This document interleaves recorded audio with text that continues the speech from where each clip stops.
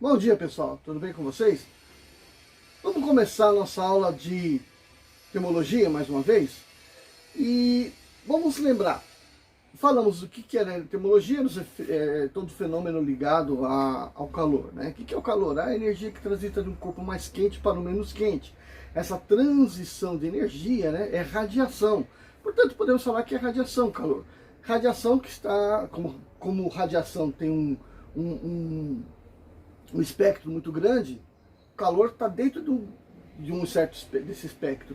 E está dentro onde? Da radiação limitada pelo infravermelho. Então tá ok, todo corpo produz radiação infravermelha porque tem dentro do seu corpo uma certa agitação nas suas partículas. A agitação das partículas vai nos dar a temperatura desse corpo, ok? Quanto maior for a temperatura, maior é o estado de agitação. Portanto, maior será a quantidade de radiação emitida, ok? Quando a gente fala o calor vai do corpo mais quente para o menos quente, significa que os dois estão irradiando, né? Porque os dois têm temperatura. Só que esse calor que nós estamos dizendo aqui, na verdade, ele é um gradiente entre essas duas quantidades de calor que nós estamos falando, né?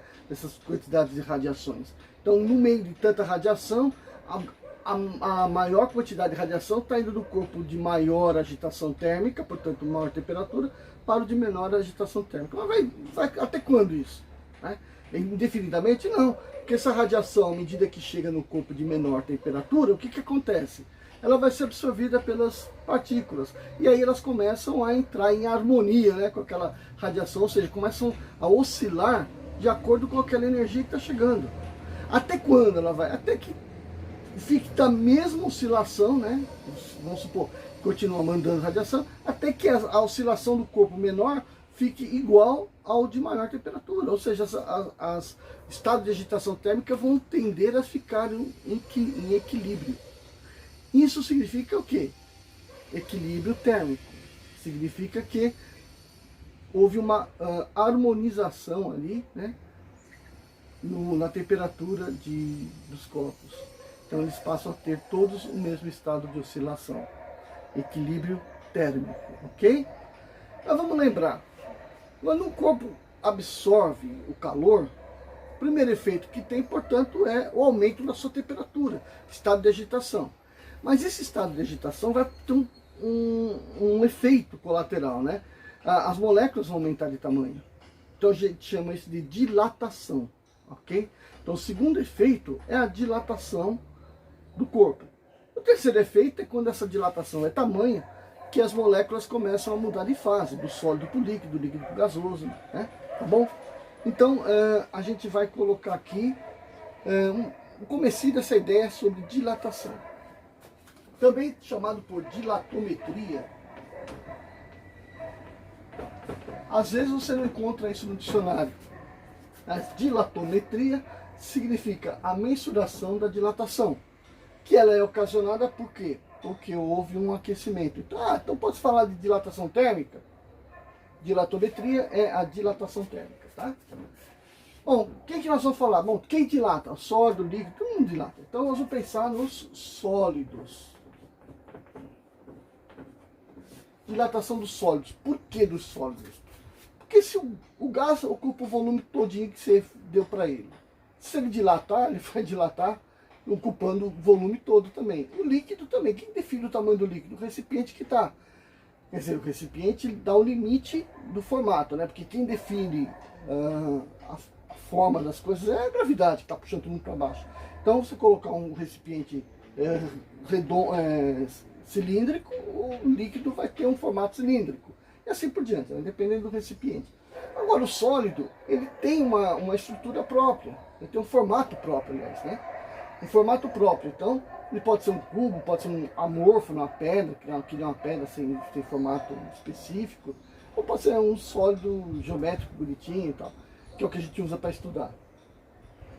Agora, quando ele começa a aumentar as suas dimensões, ele vai normalmente dilatar em todas as dimensões do espaço, né? Ele vai dilatar tanto no eixo X, quanto no eixo Y, quanto no eixo Z. Ele vai estar sempre se né, para todas as direções. É claro que vai depender um bocado de quais materiais que estão compondo, né, esse sólido. Alguma parte é mais frágil que a outra, dilata mais. Mas vamos supor que um sólido, um pedaço de metal, né, do mesmo elemento. Então a dilatação vai ser igual para todo lado, tá bom? A gente sempre, né, na física, tem que reduzir para o mais simples para poder entender. Então imaginando que é uma barra de ferro, né, uma barra metálica que está esquentando. Se é uma barra, eu já estou falando que é um negócio mais ou menos assim, ó. A barra tem uma sua espessura, né, um fio qualquer, né, um fio qualquer tem a sua espessura e seu comprimento. Ixi, balancei tudo. Então o fio, a barra no caso, tem uma dimensão que é muito mais expressiva, significativa do que as outras duas, né, que é justamente o comprimento. Então quando a gente fala de dilatação dos sólidos, a gente começa pela mais simples, aquela que apresenta uma dimensão bem maior do que as outras, de dimensão de comprimento. E aí se ele vai esquentar, ele vai dilatar, portanto vamos pensar que ele tem um comprimento inicial L0, quando a sua temperatura é a temperatura inicial θ0. E aí a gente esquenta ele, até chegar numa temperatura θ final. O que vai acontecer? Esse comprimento aqui deverá ficar um pouquinho maior. Vai ter um comprimento L final maior do que o L inicial, ok? Essa diferença de comprimento, que aqui está exagerado, né? A gente fala o que? É diferença delta L. Diferença no comprimento. Então, de L0 para L, ele sofreu uma dilatação linear delta L. Por quê? Porque houve uma variação de temperatura delta θ. Ok? Bom, beleza. Do que depende esse delta L? Então vamos lá, do que depende o delta L? Delta L vai ser proporcional ao quanto você estiver esquentando ele. Então é proporcional à variação da temperatura. Então se você pegou um fio, esquentou 100 graus e ele aumentou 1 milímetro, se você esquentar 200 graus, ele poderá aumentar 2 milímetros. Por quê? Porque a dilatação é proporcional à variação da temperatura. Tá bom? A gente coloca ali que a variação no comprimento, ou dilatação linear, é proporcional à variação da temperatura. Ok? Bom, e daí? Agora, se eu falei assim, olha, eu peguei um fio de 1 metro e aumentou 1 milímetro. Se eu tivesse pego um fio de 2 metros e desse a mesma variação de temperatura, quanto queria aumentar? 2 milímetros. Ora, se você tem o dobro de matéria, você vai ter o efeito para dobro de matéria. Então o efeito é dobrado. Portanto, esse ΔL vai depender desse comprimento inicial também. ΔL é proporcional ao comprimento inicial L0 do fio, da barra. E também vamos pensar o seguinte, se você pegar uma barra de ferro de 1 metro, pegar uma barra de alumínio de 1 metro, pegar uma barra de cobre de 1 metro, pegar uma barra de ouro de 1 metro, opa, de ouro, mas pega lá, você é cientista. Todas elas, submetidas à mesma variação de temperatura, vão dilatar exatamente o mesmo tamanho? Não. Não vai dilatar o mesmo tamanho. Por quê? Porque a estrutura do material, ferro, alumínio, embora sejam todos metais, as ligações entre esses metais, a troca de elétrons entre esses metais é diferente. As eletrosferas são diferentes.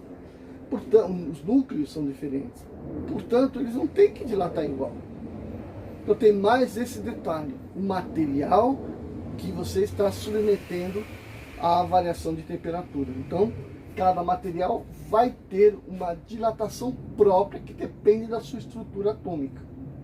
Então a gente chama isso de coeficiente de dilatação térmica.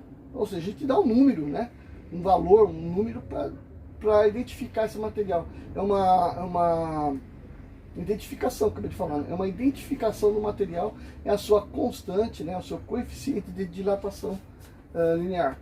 Então vamos dizer aqui que ΔL também é proporcional alfa, e alfa é o coeficiente de dilatação linear do corpo.